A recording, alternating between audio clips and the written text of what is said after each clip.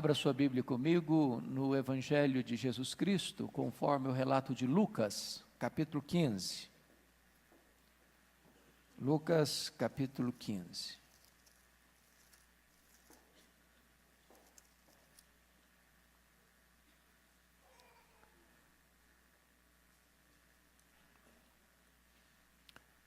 Nós faremos a leitura dos versos 11 ao verso 24.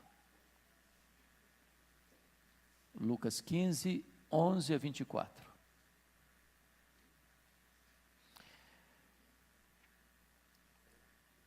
A parábola do filho pródigo. Continuou Jesus: certo homem tinha 2 filhos. O mais moço deles disse ao pai: Pai, dá-me a parte dos bens que me cabe. E ele lhes repartiu os haveres. Passados não muitos dias, o filho mais moço, ajuntando tudo o que era seu, partiu para uma terra distante, e lá dissipou todos os seus bens, vivendo dissolutamente. Depois de ter consumido tudo, sobreveio àquele país uma grande fome, e ele começou a passar necessidade. Então, ele foi e se agregou a um dos cidadãos daquela terra, e este o mandou para os seus campos a guardar porcos. Ali desejava ele fartar-se das alfarrobas que os porcos comiam, mas ninguém lhe dava nada. Então, caindo em si, disse: quantos trabalhadores de meu pai têm pão com fartura, e eu aqui morro de fome? Levantar-me-ei, irei ter com meu pai, e lhe direi: Pai, pequei contra o céu e diante de ti. Já não sou digno de ser chamado teu filho. Trata-me como um dos teus trabalhadores. E levantando-se, foi para seu pai. Vinha ele ainda longe, quando seu pai o avistou, e, compadecido dele, correndo, o abraçou e beijou. E o filho lhe disse: Pai, pequei contra o céu e diante de ti. Já não sou digno de ser chamado teu filho. O pai, porém, disse aos seus servos: Trazei depressa a melhor roupa, vestiu, ponde-lhe um anel no dedo e sandálias nos pés. Trazei também e matai o novilho cevado, comamos e regozijemo-nos, porque este meu filho estava morto e reviveu, estava perdido e foi achado, e começaram a regozijar-se. Amém. No dia 28 de janeiro, eu preguei aqui, neste mesmo culto das 8h30, sobre o filho mais velho. E hoje gostaria de falar sobre o filho mais novo.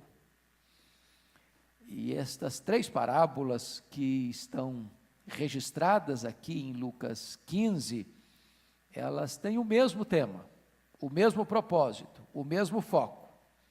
E o propósito dessas 3 parábolas, a parábola da ovelha perdida, da dracma perdida e dos 2 filhos perdidos, conhecida como parábola do filho pródigo, tem como objetivo retratar de forma eloquente o pródigo amor de Deus, que procura o perdido. A ovelha está perdida, a moeda está perdida, os filhos estão perdidos. E é claro que o Senhor Jesus Cristo, como aquele que cria essa história tão linda e tão preciosa, que atravessa os séculos, vai enfatizando cada vez mais, porque na parábola da ovelha, a cada 100, tem uma ovelha perdida. Nas moedas tem 10 e tem uma perdida. Mas agora retrata os filhos, e para cada 2 há um. Mas na verdade a ênfase é de que os próprios 2 filhos estão perdidos. Um dentro da casa do pai, o outro no país distante. Diríamos hoje que tem 2 filhos perdidos. Um perdido fora da igreja, o outro perdido dentro da igreja. É claro que o Senhor Jesus Cristo contou essas 3 parábolas com um propósito específico que está aí no capítulo 15, versos 1 e 2.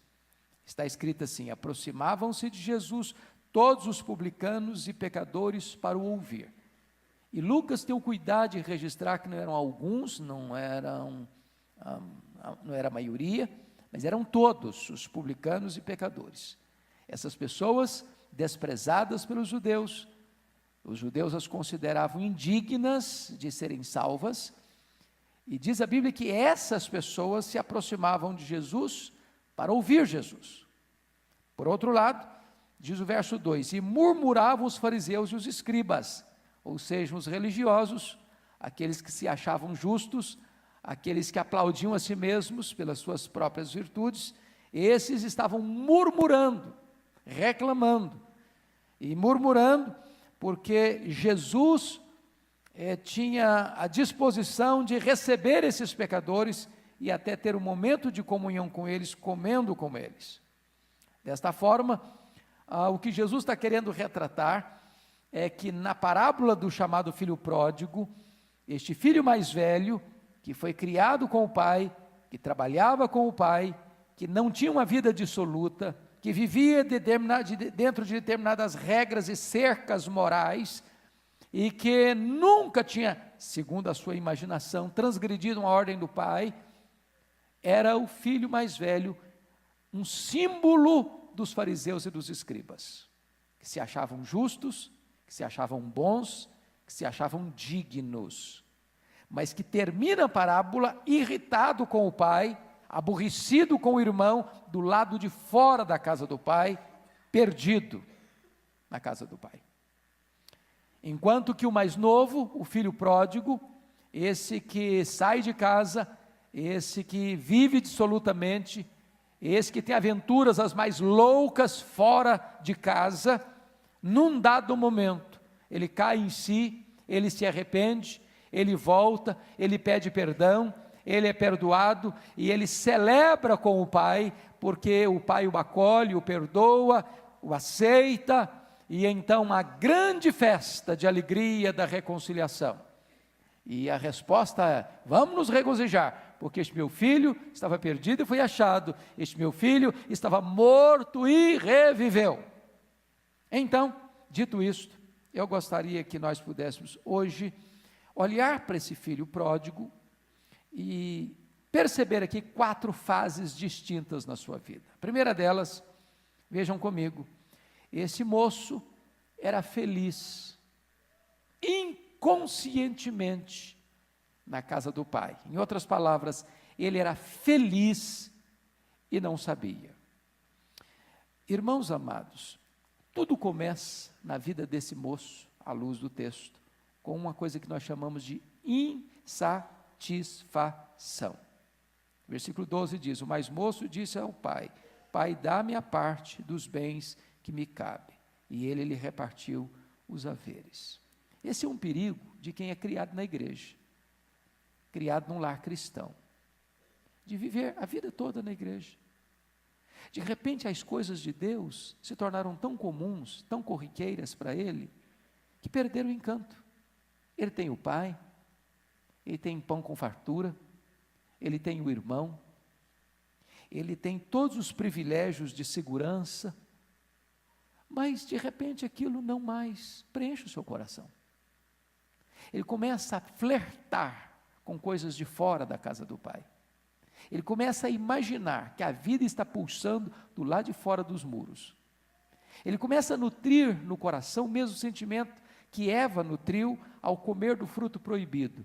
Eu acho que esse jardim aqui está muito pequeno para mim.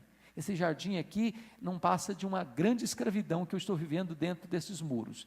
Então eu quero mais, eu quero curtir a vida, eu quero experimentar a vida, eu quero saber o que tem do outro lado. Quem sabe o prazer está lá fora, quem sabe é numa discoteca, quem sabe é numa aventura amorosa, quem sabe é curtindo um pouco o que o mundo oferece para eu experimentar a vida latejando e pulsando dentro de mim. E de repente a pessoa está dentro da igreja e começa a sentir uma profunda insatisfação, profunda insatisfação.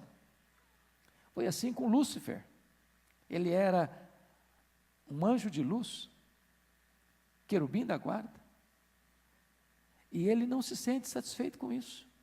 Ele quer ser superior aos outros anjos, quer ser semelhante a Deus, porque a insatisfação entrou no seu coração, e com ela a cobiça, e com ela a sua irremediável queda. Então preste bem atenção nisso, que essa terra distante no início, você percebe que ela pode ser muito atraente para muita gente que está dentro da igreja. Mas ainda, note você que em seguida a insatisfação vem outra atitude, que é a rebelião. Versículo 13. Passados não muitos dias, o filho mais moço, juntando tudo o que era seu, partiu para uma terra distante. Aí você nota uma coisa interessante, a herança que ele pede para o pai era legítima. Por ser o filho mais novo, ele tinha 1/3 da herança, porque o filho primogênito tinha a maior parte da herança, de acordo com a lei mosaica. Mas a herança só era repassada ao filho depois da morte do pai. Não era legítimo um filho pedir antecipadamente herança. Não era certo pedir antecipadamente herança, porque isso só acontecia com a morte do pai. Mas já que o pai não morre, eu quero antecipar. Eu preferia que o meu pai tivesse morto, para legitimamente eu ter essa herança. Mas já que ele não está morto, no meu coração eu o mato, porque eu quero, é o meu prazer. Eu quero curtir a vida, eu quero usufruir o que o mundo oferece. E entra aí um processo que nós chamamos de rebelião. Para onde ele vai? Aí você começa a perceber, diz o texto, que não é para uma terra específica, não é para a Grécia, não é para Roma, ele vai para um país distante, ele vai para que ninguém o veja, para que ninguém o investigue, para que ninguém o fiscalize, para que ninguém chame a sua atenção. Ele vai para um lugar onde ele não quer ser exortado, onde ele não quer passar por correção. Ele vai para um país onde ele se sinta de fato livre para fazer o que quer, o que gosta, o que sente, o que deseja, gastando tudo sem que ninguém lhe cobre nada. Aqui está um processo de rebelião, às vezes dentro da igreja. A pessoa começa a ir para um país distante, que pode ser o seu computador, que pode ser a sua internet, que pode ser o seu quarto, que pode ser uma atitude do seu coração. Quando a pessoa está dentro da igreja, mas não usufrui o que Deus tem, não experimenta a vida plena de comunhão com o Pai, não usufrui a fartura da mesa do Pai, não celebra com os seus amigos a bênção do que é a vida cristã, e de repente ele está dentro da igreja, mas não tem prazer nas coisas de Deus. Ele está na igreja, mas não é feliz com o que Deus tem para ele. E sabe, irmãos, quando você olha para o semblante de muitos crentes, você percebe que tem alguém assim, que é crente, foi criado na igreja, foi criado em lar evangélico, mas não tem brilho nos olhos, não tem alegria indizível, não tem deleite em Deus. Vir para a igreja é um peso, estar na casa do Pai parece que não dá nenhum sentido para a vida dele, e ele quer mais dar uma escapadela, ele quer mais fugir pelas sombras espessas do pecado e curtir o que está lá fora. Ele é feliz na casa do Pai, mas ele não sabe disso. É feliz inconscientemente. Essa é a primeira fase da vida do pródigo. A segunda fase da vida do pródigo, ele é infeliz inconscientemente no país distante. Por quê? Olha comigo os versos 13 e 14. Confira aí. Está escrito que, passados não muitos dias, o filho mais moço, juntando tudo que era seu, partiu para uma terra distante, e lá dissipou todos os seus bens, vivendo de que maneira? Dissolutamente. Depois de ter consumido tudo, sobreveio àquele país uma grande fome, e ele começou a passar necessidade. A primeira coisa que o mundo vai oferecer é dissolução, é uma vida de vergonha, de excessos, de opróbrio. O mundo é assim, irmãos, o mundo é assim. A pessoa acha que lá está o prazer, começa a beber, começa a fumar, começa a se drogar, começa a se prostituir. No começo parece que isso dá prazer, tem muitos amigos, tem muitas farras, tem muitos encontros, tem muita celebração, tem muitas noitadas, tem muitas aventuras. Mas o que é interessante é que o pecado é uma fraude. O pecado promete prazer e dá desgosto.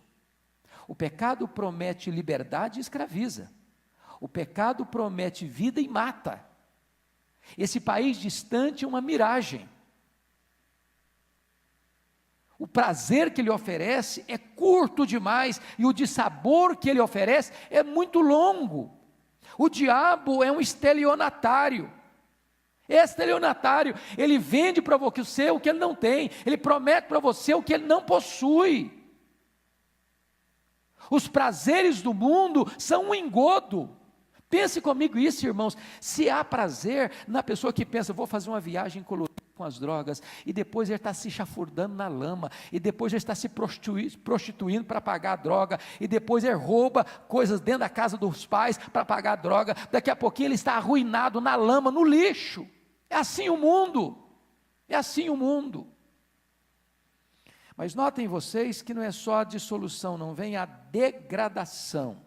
Versículos 15 e 16, diz, então ele foi e se agregou a um dos cidadãos daquela terra, e este o mandou a seus campos a guardar porcos. Ali desejava ele fartar-se das alfarrobas que os porcos comiam, mas ninguém lhe dava nada. É curioso que o Senhor Jesus, no quadro aqui, está mostrando um fato assim, muito forte, porque os porcos eram para os judeus um animal imundo. Um judeu não come carne de porco, não cultivava porcos, e quando diz que ele está passando fome, o país está com fome, tem desemprego, não tem mais dinheiro, os amigos fogem, a alegria vai embora, tudo vira cinzento para a vida dele, a única coisa que ele encontra para fazer na vida, para viver de uma forma miserável, é guardar porcos, aquilo que feria sua consciência.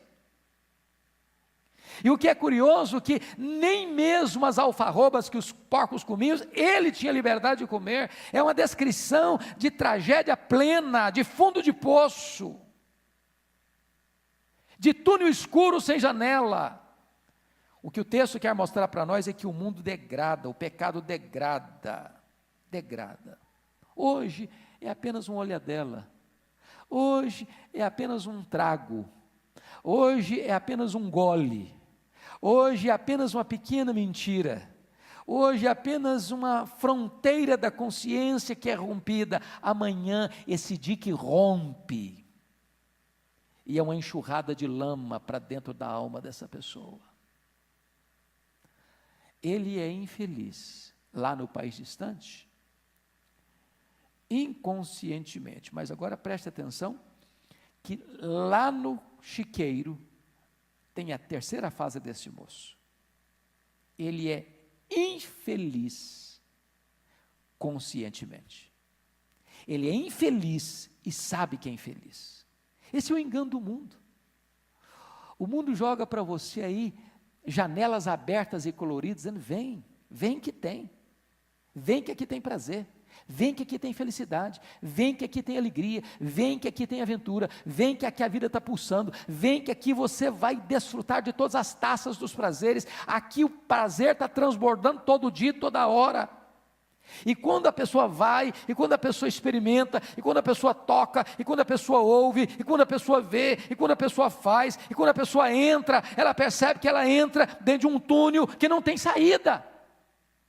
E aí a infelicidade chega mesmo, e aí ele é infeliz mesmo, e ele tem plena consciência que ele é infeliz mesmo, que o pecado é assim, ele acorrenta, ele oprime, ele massacra, ele tortura, ele mata. Quantas pessoas que estão assim, infelizes, e plenamente conscientes de que estão infelizes. Então vamos recapitular as três fases. A primeira delas, ele era feliz, inconscientemente, na casa do pai. A segunda fase, ele era infeliz, inconscientemente, curtindo a vida no país distante. A terceira fase, ele é infeliz, conscientemente, cuidando dos porcos, cheio de andrajos, passando fome. Mas vem a última fase da vida desse moço. É a fase que nós diríamos feliz, conscientemente, de volta à casa do pai. Então, a primeira coisa que esse rapaz faz é tomar uma decisão no versículo 17 e 19. ele então chega a uma conclusão, então caindo em si. Se ele cai em si, ele estava o quê? Fora de si. Então a vida no pecado o camarada está fora de si. O cara que está se drogando, ele está fora de si. O cara que está se embriagando, ele está fora de si. O cara que está aí vivendo todas as aventuras da promiscuidade, ele está fora de si. O cara que está querendo viver as aventuras do mundo longe de Deus, está fora de si. Para que ele tome o caminho de volta, ele precisa cair em si. Cair em si. Mas mais do que isso, ele toma uma decisão: levantar-me-ei e irei ter com meu Pai. É preciso voltar para o Pai. Não é para mais longe, não é para buscar outras aventuras, não é para buscar novos caminhos, é para voltar para o Pai. A vida está no Pai, a alegria está na casa do Pai, é na presença de Deus que tem plenitude e alegria, e ele toma a decisão. Mas mais do que isso, além de tomar a decisão, ele teve ação. Versículos 20 e 21, e levantando-se foi para seu pai. Tem muita gente que toma decisão, mas não age. Eu vou fazer, o ano que vem eu vou agir, esse ano eu vou mudar minha vida, mês que vem eu vou melhorar, no outro mês eu vou buscar mais a Deus, e aí vai tomando decisão, vai tomando decisão, vai tomando decisão, mas não age. Você não é o que você promete, você é o que você faz. Ele agiu. E ao agir, diz o texto, que ele volta para a casa do pai. E eu fico imaginando que ele, ao voltar para o pai, ele começa a ensaiar um discurso. E nesse discurso, preste bem atenção, olha o que ele vai fazer. Ele ensaiou o seguinte discurso, versículo de número 18, levantar-me-ei, irei ter com meu pai, e lhe direi, ele não saiu ainda, ele está ensaiando um discurso, e lhe direi, Pai, pequei contra o céu e diante de ti, já não sou digno de ser chamado teu filho, trata-me como um dos teus trabalhadores. Então, ao ensaiar o seu discurso, ele não cria tantas expectativas, ele só cria a expectativa de ser recebido pelo pai, mas não tem a expectativa de ser recebido como filho, ele tem apenas a expectativa de sobreviver como um trabalhador. Quando ele chega, ele toma um susto, porque ele descobre que o pai já o esperava, é o pai que o vê, é o pai que corre ao seu encontro, é o pai que abraça, é o pai que beija, é o pai que manda trazer roupa nova, é o pai que manda trazer sandália, é o pai que manda trazer o anel, é o pai que manda matar o novilho cevado, é o pai que diz, vamos nos regozijar, porque a salvação é obra de Deus, é iniciativa de Deus, e a graça de Deus é maior que o nosso pecado, e a alegria de Deus em nos perdoar, irmãos, é maior que a tristeza que o nosso pecado provocou no coração dele, louvado seja Deus. Há esperança, portanto, para o que caiu, há esperança para o que se desviou, há esperança para aquele que abandonou a igreja, há esperança para aquele que está lá no mundo, embora tenha sido criado no Evangelho, e hoje o Pai aguarda a você e a mim, de braços abertos, pronto a celebrar a nossa volta plena para Ele. Eu quero concluir dizendo para você, apenas contar uma ilustração simples para que você note o quão profundo é o amor de Deus por você. Um filho brigou com seu pai gravemente, severamente, e passou muitos anos fora de casa, assim como esse pródigo. E a vida foi sendo para ele uma providência muito carrancuda, atropelos, desencontros, desacertos, dores, perdas, prejuízos, e de repente aquele moço, como pródigo, caiu em si, de repente ele tomou a decisão de voltar para a casa do pai, mas ele não tinha plena certeza se o pai o receberia, ele tinha machucado muito o coração do seu pai, ele tinha sido muito rude, rebelde, ingrato com o seu pai, e ele não tinha convicção de que seu pai o acolheria. Então ele escreve uma carta para o pai e diz, papai, a minha vida desde que saí de casa, tem sido uma vida de perdas, de dores, de gemidos. Eu estou arrependido, meu pai. Eu queria muito voltar para casa, mas eu sei que eu machuquei o teu coração. Eu sei que eu não mereço o teu amor. Eu sei que tu não tens nenhum compromisso ou obrigação de me receber de volta. Mas se porventura o Senhor tiver disposição de me perdoar, dia tal, marcou uma data, eu vou passar em frente à nossa casa. Eu vou passar de trem. E o senhor sabe que tem uma laranjeira no nosso quintal. Se o senhor resolver me perdoar, meu pai, coloque um lenço branco nessa laranjeira. E ao passar de frente à nossa casa, e ao ver esse lenço branco, eu saberei que o senhor me quer de volta e me perdoa. Então eu pararei na próxima estação e voltarei para casa. E quando ele pega esse trem, o coração dele palpitava forte. Será que o meu pai vai me perdoar? Será que o meu pai vai me receber? Será que vai ter um lenço branco naquela laranjeira? Para sua surpresa, quando ele está passando em frente, não tinha um lenço branco. Tinha todo um lençol branco cobrindo toda a laranjeira. E naquele momento, ele começa a chorar, para na próxima estação e volta para o pai. E eles se abraçam, e eles se beijam, e eles se reconciliam. Este é o amor de Deus por você. Este é o amor de Deus por mim. Às vezes nós estamos dentro da igreja e caímos. Às vezes nós estamos dentro da igreja e pecamos. Às vezes nós estamos dentro da igreja e no nosso coração queremos ir para um país distante. Às vezes nós estamos dentro da igreja e nós estamos perdidos. E hoje o Pai quer você de volta. Hoje o Pai quer abraçar você. Hoje o Pai quer celebrar a sua volta. Hoje o Pai quer restaurar a plena comunhão com você. Curva a sua fronte. Vamos orar. Senhor, nós te agradecemos por teu imenso amor por nós. A despeito de nós, tu nos amas. A despeito dos nossos pecados, tu nos recebes com graça e misericórdia. O que te pedimos agora é que tu geres no nosso coração um genuíno arrependimento, que não criemos justificativas para o nosso erro, que nós tenhamos a disposição de reconsiderar nossa vida, nosso passado, e reconhecer que nós não temos vida, felicidade, alegria, a não ser na tua presença. Dá-nos a disposição, Deus, de nos levantarmos. Dá-nos a disposição de colocarmos o nosso pé na estrada da volta para o Pai. E dá-nos a bênção, Deus, de sermos acolhidos nesta manhã, perdoados nesta manhã, restaurados nesta manhã, para a grande celebração da vida e da salvação. Bendito é o teu nome, em nome de Jesus. Amém.